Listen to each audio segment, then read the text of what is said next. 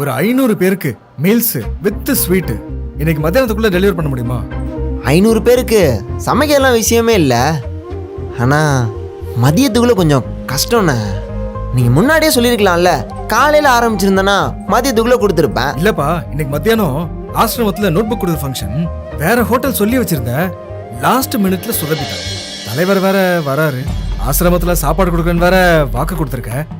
என்ன பண்றதுன்னு தெரில. ஏதாச்சும் கொஞ்சம் பார்த்து செஞ்சு கொடுங்களேன். பணம் வேணா கூட நான் எக்ஸ்ட்ரா தந்துடுறேன்.